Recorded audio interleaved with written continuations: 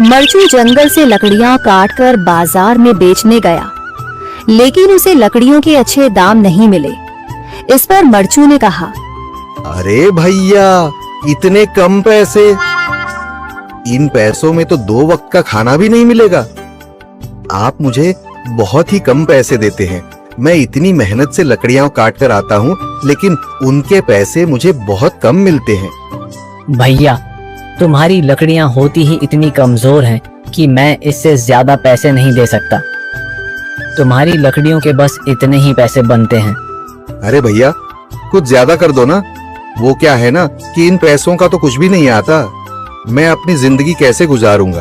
भैया, तुम जाकर अच्छी लकड़ियां लाओ, तभी इन लकड़ियों का अच्छा दाम मिल पाएगा, वरना इन लकड़ियों का तो यही दाम है।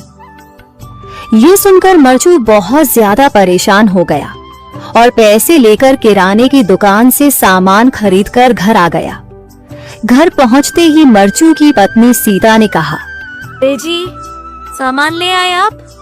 हाँ जी, सामान ले आया हूँ। सीता के चेहरे पर खुशी छा जाती है, लेकिन जब उसने सामान देखा, जी, इसमें तो बहुत थोड़ा सामान है। हाँ सीता, मुझे पता है कि यह सामान बहुत थोड़ा है, लेकिन मैं क्या करूं? मेरे पास जितने पैसे थे, मैं उतने का ही सामान लेकर आ गया हूँ। इस तरह हमारा गुजारा कैसे हो पाएगा जी? आपको तो पता ही है कि हम कितनी मुश्किलों से गुजारा करते हैं। हाँ हाँ, मुझे पता है, लेकिन मैं कर भी क्या सकता हूँ? मेरे पास इतने पैसे ही नहीं कि हम एक अच्छी जिंदगी गुजार सकें। इतनी मेहनत कर रहा हूँ, लेकिन फिर भी मेहनत का फल नहीं मिल रहा। इतनी मेहनत से अच्छी लकड़ी काट कर आता हूँ, लेकिन मुनासिब दाम नहीं मिलता। मैं तो बहुत परेशान हूँ। क्या करूँ? कहाँ जाऊँ? अरे जी, आप परेशान न हो, आप कोई और काम देख लें। मैंने कई बार काम तलाशने की कोशिश की, पर किसी ने भी मुझे काम नहीं दिया। ये सुनकर सीता भी काफी ज्यादा परेशान हो गई। मरचू से सीता की परेशानी नहीं देखी गई। उसने अपनी पत्नी सीता से कहा, मैं फिर से जंगल की ओर जा रहा हूँ।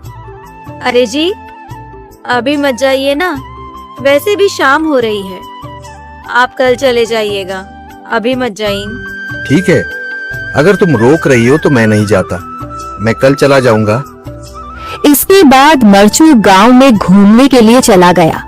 तभी उसे एक आदमी मिला और उसने कहा, कहाँ जा रहे हो भैया? और सुनाओ, क्या हाल चाल है? जिंदगी कैसे गुजर रही है? अरे भैया, तुम्हें तो पता है कि लकड़ियां काटकर कैसे गुजारा होता है। हाँ भैया, तुम सही कह रहे हो। और आसपास के जंगलों में अच्छी लकड़ियां भी नहीं है। इसके लिए तो जंगल के अंदर जाना पड़ेगा। पर जंगल के अंदर तो काफी सारे जंगली जानवर होंगे। मुझे बहुत डर लगता है भैया, मैं जंगल में कैसे जाऊंगा?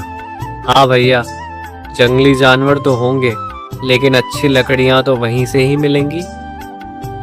ये सुनकर मरचू बहुत ज्यादा परेशान हो गया, लेकिन वह आदमी बिल्कुल ठीक कह रहा था। जंगल के किनारे की सारी लकड़ियां कट चुकी थीं। अब सिर्फ जंगल के अंदर ही अच्छी लकड़ियां बची थीं। अगली सुबह मरचू लकड़ियां काटने जंगल की ओर चल पड़ा। जंगल में आने के बाद मरचू ने कहा, अरे, यहाँ पर तो लकड़ियां ही नहीं हैं। वो आदमी सही कह रहा था, लकड़ियों के लिए तो जंगल के अंदर ही जाना पड़ेगा। पर जंगल के अंदर जाना क्या सही रहेगा? मुझे तो बहुत डर लग रहा है, क्योंकि वहां पर तो काफी सारे जंगली जानवर होंगे जो खतरनाक होंगे।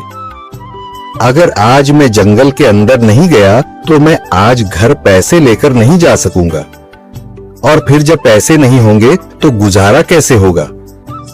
मरचू जंगल के बाहर खड़ा सोचता ही रहा और फिर उसने सोचा, अरे, यहाँ पर भी कोई मजबूत पेड़ दिखाई नहीं दे रहा जिससे मैं लकड़ियां काटकर घर ले जा सकूं। लगता है और अंदर जाना पड़ेगा। यही सोचकर मरचू जंगल के अंदर चला गया। अंदर जाने के बाद उसने इधर उधर पेड़ देखे, पर उसे कोई भी अच्छा पेड़ दिखाई नहीं दिया। यह सोचकर मरचू जंगल के और अंदर चला आया।